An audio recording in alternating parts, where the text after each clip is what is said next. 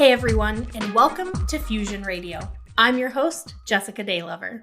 Fusion Radio is an enterprise of Nuclear Fusion App. Nuclear Fusion App is a project whose mission is to help folks find, build, and sustain modern villages and chosen families. In 2023, the U.S. Surgeon General declared loneliness and isolation the epidemic of our generation. And just this past August, the U.S. Surgeon General declared parental burnout an urgent public health crisis. The report went on to discuss various systemic solutions to this problem of parental burnout, like longer paid leave and other governmental programs, but left only one paragraph suggesting that something that might help is if parents had more friends. Existing communally and interdependently is how humans have survived since the beginning of time. Many non-Western and non-white communities still live this way today, embodying the truth that it takes a village, not just to raise a child, but also to care for the elderly, the disabled, the sick, and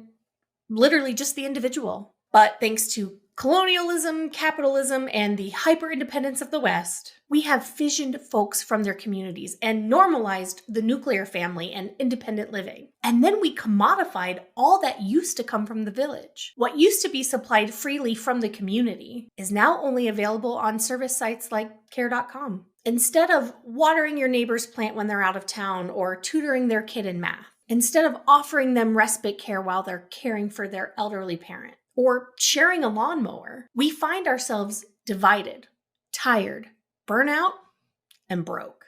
When folks call the nuclear family the traditional family, they are mistaken. The nuclear family is less than a century old, and it's anything but traditional. When the nuclear family was born and really came to bloom in the mid part of the 20th century, it was still born inside the context of a village. Sure, a heterosexual Caucasian married couple with 2.5 kids was living in their single-family home with the white picket fence, but their in-laws lived next door, their lifelong best friends across the street, and they shared third spaces like church, synagogue, bars, coffee shops, and workplaces with everyone on their block. They shared rides, childcare, and casserole dishes. But as technology, the economy, and hyper-individualism evolved, the vitality of third spaces died alongside them. By the early part of the 21st century, more and more of our interactions moved online, and the fission deepened. Whatever connection remained was completely snuffed out at the start of the pandemic. And loneliness,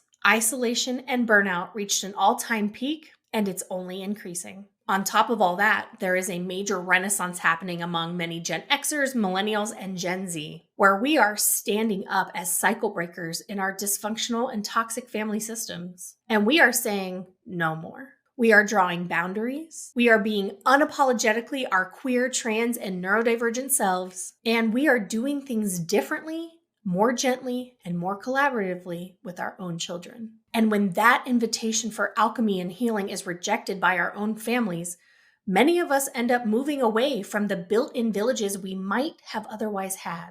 And though there is a discussion to be faced about how we can learn to exist in villages alongside those who have harmed us in the past and maybe even those who wish us harm now, we have so much work to do before we can get there. In just a few generations, many humans lost sight not only of the semiotics of what it means to have a village and be a village member, but we have also lost the belief that it's even desirable or possible. It turns out paying for a babysitter feels a lot easier than the vulnerability, emotional intelligence, and fortitude required to exist in community. It turns out that staying stuck in the familiar yet painful schism feels a lot easier than healing into connection. And it's a vicious cycle too, because burnout leads to more burnout.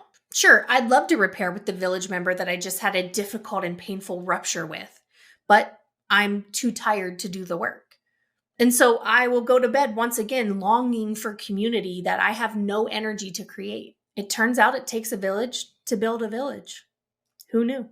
And that is why the Nuclear Fusion App project was created. It's a humbly ironic effort to use modern tools to repair what modernity broke. We know both experientially and literally from scientific research that happiness increases when we live near friends and in community. We know that we consume less, we save more, and we feel more peace in our day-to-day life. Inside a village, the individual can come out of survival and begin to thrive. This is who we are as a species. And sure, we could have built you an app that just helps you find other folks desiring to build their own village or chosen family, like a dating app where you can swipe right to find someone who wants to buy a plot of land and raise your kids together. But it would have only been one part of the puzzle that needs solved, only one part of the solution that needs creatively engineered. Our app could introduce you to 1 million people who are looking for connection in the same way that you are. But if we don't also teach you the emotional intelligence, communication, and relationship building tools needed to sustain those relationships in a healthy way, if we don't also teach you how to regulate yourself when you're triggered, how to recognize your emotions and your needs and take responsibility for them, if we don't teach you the art of restorative justice and the rupture repair cycle, then all of this would have been nothing but a capitalistic cash grab, which is exactly what we here at Nuclear Fusion App are inviting folks to move away from. Scary, I know, but it's only scary because so much of humanity has lost our script for it.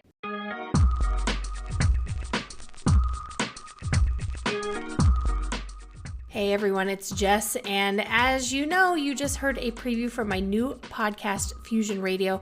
It's a part of our Nuclear Fusion App project. You can hear the rest of the episode by listening to the actual podcast itself, Fusion Radio, wherever you get your podcasts. Spotify, Apple Podcasts, iHeartRadio, Amazon Music, and we're also on YouTube.